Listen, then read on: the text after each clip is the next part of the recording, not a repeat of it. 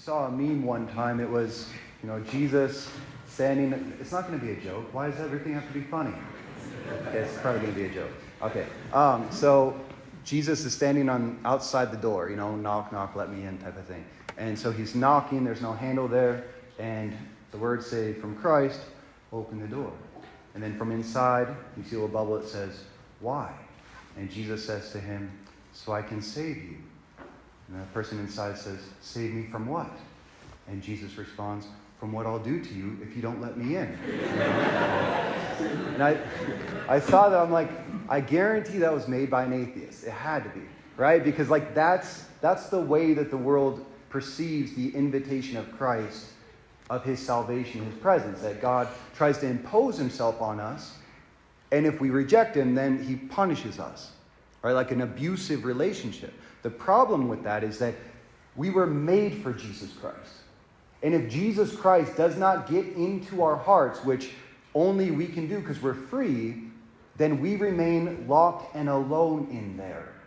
And that can become an eternal sentence. So God does everything he can in life to get into our hearts by our own free will and acceptance of that. But Jesus never asks of us anything except what he himself wants to give. He asks us to open the door so that he can give us his presence. He asked the Samaritan woman to give him a drink of water at the well. But it was so that in the end, he could offer her the water of the Holy Spirit.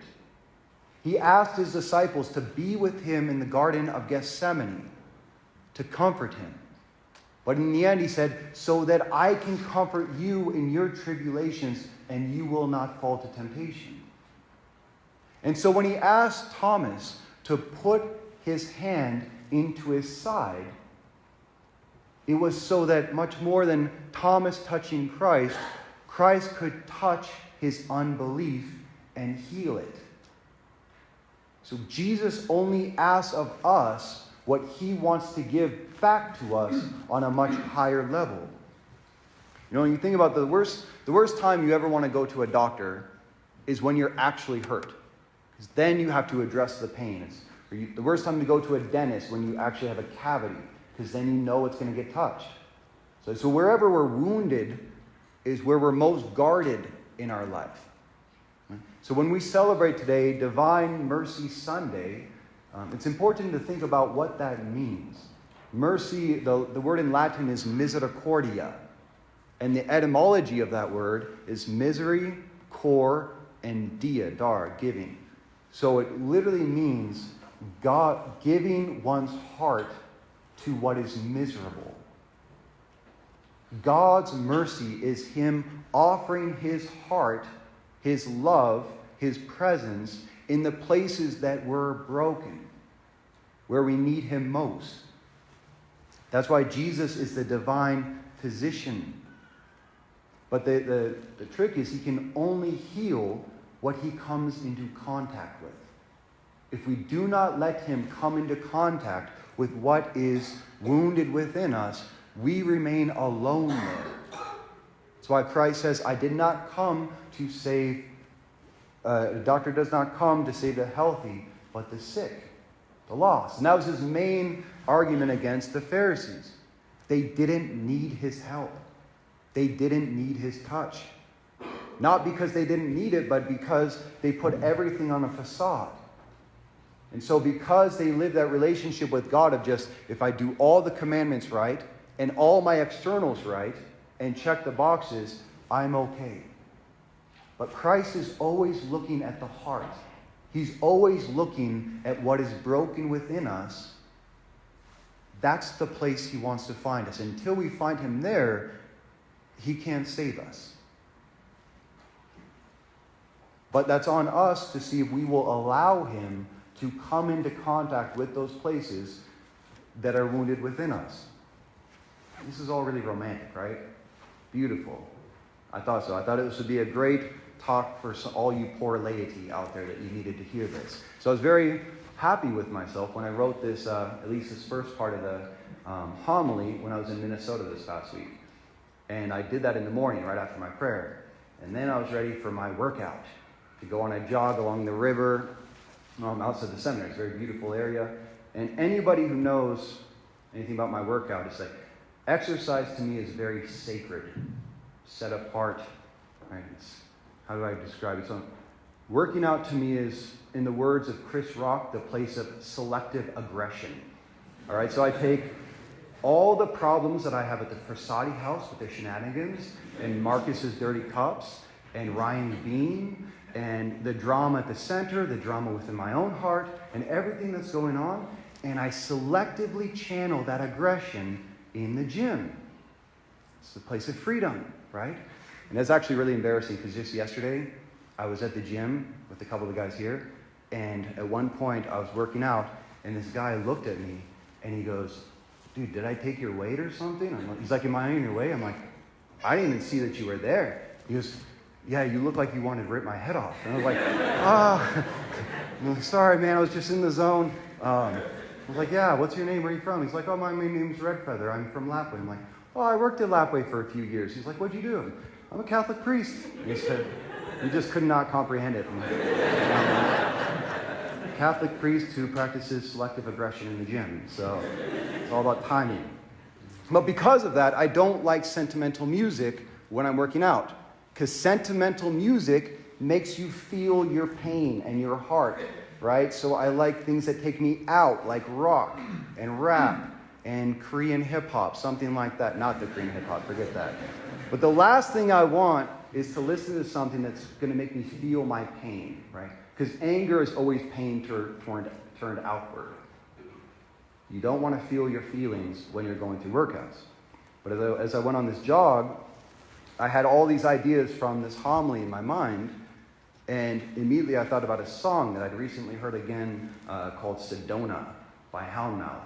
Thank you very much, Jack. It's one of my favorite, well, it's a beautiful song, but I hate the song. And I hate the song because it was in the background years ago when something bad happened in my life.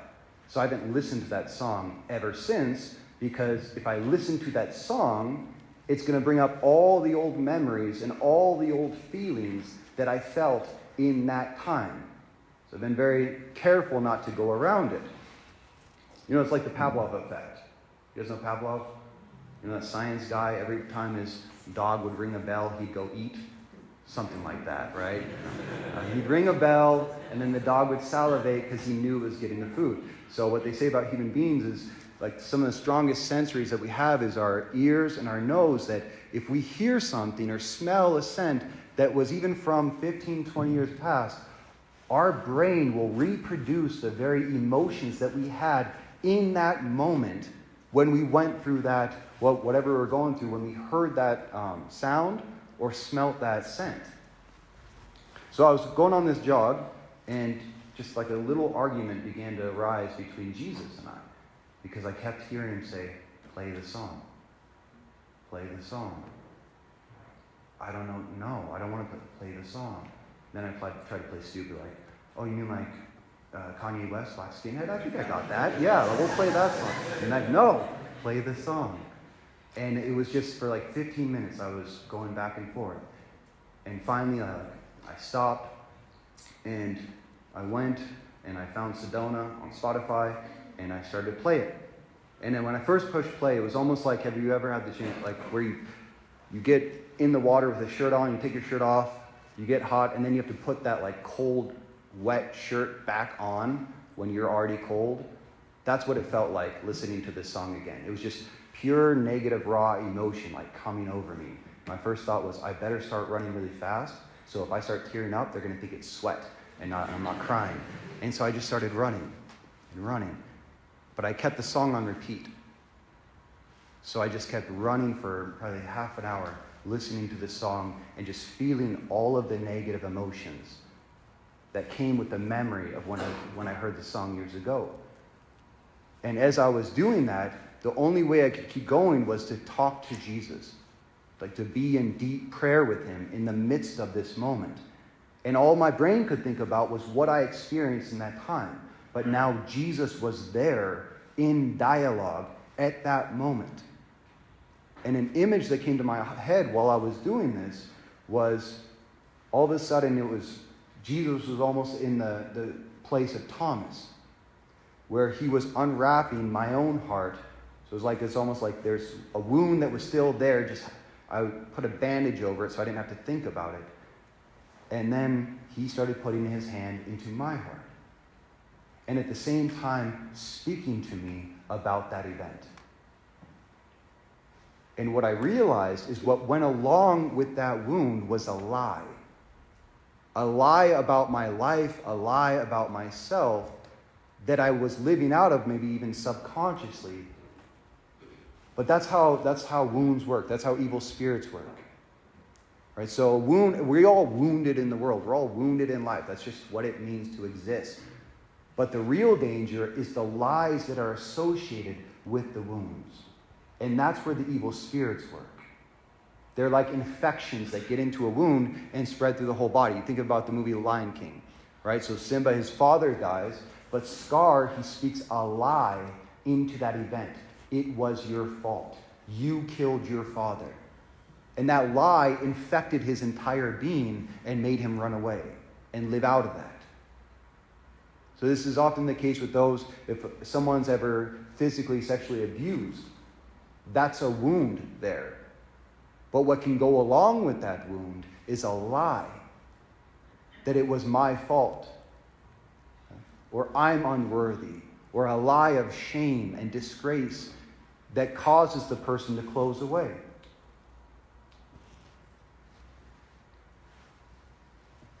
Well, there's a lie associated with this painful memory that I was believing. And I heard Christ talking to me in the midst of that during this song. And I listened to that song, like I said, for like 30 minutes straight. And now, just a week later, I've listened to that song every day just to revisit it. And what's so fascinating to me is that the memories are still there of what happened of old. But it's no longer just that. Because I can't listen to that song without also seeing the face of Christ and hearing his words in that very place. The death and resurrection now go hand in hand. And that's what Christ was showing his disciples. Yes, I suffered. Yes, you ran. Yes, I died. And my wounds are still with me. But now I am risen. Death and resurrection in the same place.